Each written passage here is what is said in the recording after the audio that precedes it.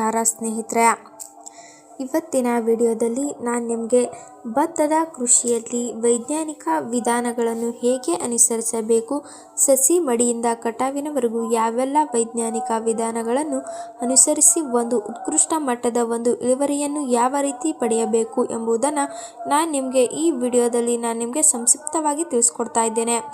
ಈ ವಿಡಿಯೋನ ನೀವು ಸ್ಕಿಪ್ ಮಾಡದೆ ಪ್ರಾರಂಭದಿಂದ ಕೊನೆವರೆಗೂ ನೋಡಿದ್ದಲ್ಲಿ ನಿಮಗೆ ಒಂದು ಉತ್ತಮ ಮಾಹಿತಿಯನ್ನು ನಿಮಗೆ ಸಿಗುತ್ತೆ ಸ್ನೇಹಿತರೆ. ಹಾಗಾದರೆ ಬನ್ನಿ ವಿಡಿಯೋನ ಸ್ಟಾರ್ಟ್ ಮಾಡೋಣ. ಅದಕ್ಕೂ ಮುಂಚೆ ನೀವು ಈ ವಿಡಿಯೋನ ಸಬ್ಸ್ಕ್ರೈಬ್ ಮಾಡ್ಕೊಂಡಿಲ್ಲ ಅಂದರೆ ಬೇಗ ಹೋಗಿ ಸಬ್ಸ್ಕ್ರೈಬ್ ಮಾಡ್ಕೊಳ್ಳಿ, ಪಕ್ಕದಲ್ಲಿರೋ ಬೆಲ್ ಐಕಾನ್ ಪ್ರೆಸ್ ಮಾಡಿ. ಇದು ನಮ್ಮ ದೇಶದ ಅಭಿವೃದ್ಧಿಯಲ್ಲಿ ಸಮಸ್ಯೆ ಎಂದರೆ ಕೃಷಿ ಯೋಗ್ಯ ಭೂಮಿಯ ಪ್ರಮಾಣ ನಿರಂತರವಾಗಿ ಕಡಿಮೆಯಾಗುತ್ತಿದೆ. ವೇಗವಾಗಿ ಹೆಚ್ಚುತ್ತಿರುವ ಜನಸಂಖ್ಯೆ ಮತ್ತು ಯೋಜಿತ ವಲದ ನಗರೀಕರಣ ಇದಕ್ಕೆ ಪ್ರಮುಖ ಕಾರಣಗಳಾಗಿವೆ.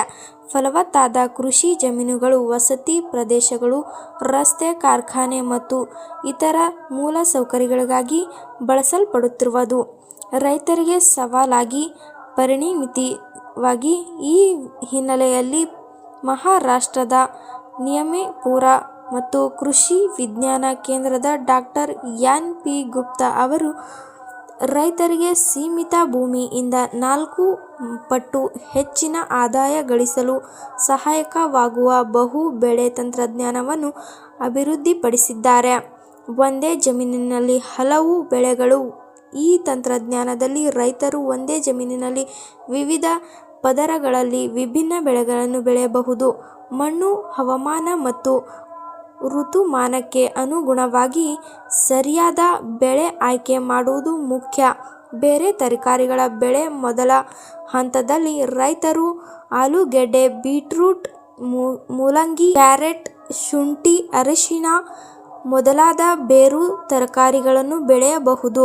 ಸ್ಥಳೀಯ ಮಣ್ಣು ಮತ್ತು ಹವಾಮಾನಕ್ಕೆ ಸೂಕ್ತವಾದ ಬೆಳೆ ಆಯ್ಕೆ ಮಾಡಿದರೆ ಉತ್ತಮ ಇಳುವರಿ ಸಾಧ್ಯ. ಮೇಲ್ಮೈ ತರಕಾರಿಗಳು ಬೇರು ಬೆಳೆಗಳ ಜೊತೆಗೆ ಉದ್ದು, ಹೆಸರುಕಾಳು, ಗೋವಿನ ಜೋಳ, ಬೆಂಡೆಕಾಯಿ, ಬಟಾಣಿ, ಬದನೆಕಾಯಿ, ಎಲೆಕೋಸು, ಹಸಿರು ಮೆಣಸಿನಕಾಯಿ ಮತ್ತು ಕ್ಯಾಪ್ಸಿಕಮ್ ಮುಂತಾದ ತರಕಾರಿಗಳನ್ನು ಬೆಳೆಯಬಹುದು.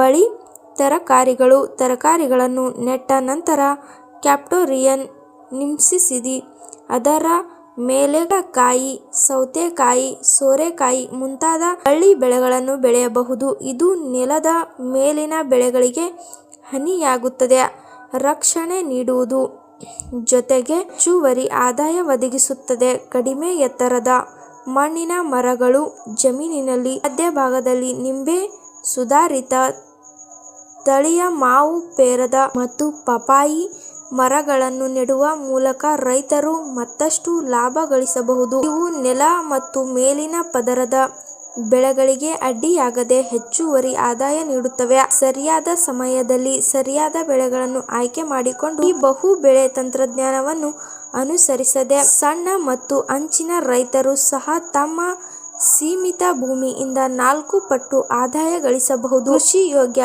ಭೂಮಿ ಕಡಿಮೆಯಾಗುವುದು. ಈ ಸಂದರ್ಭದಲ್ಲಿ ಇಂತಹ ವೈಜ್ಞಾನಿಕ ವಿಧಾನಗಳು ರೈತರ ಆರ್ಥಿಕ ಸ್ಥಿತಿಗಳನ್ನು ಬಲಪಡಿಸಲು ಮಹತ್ವದ ಪಾತ್ರ ವಹಿಸುತ್ತದೆ.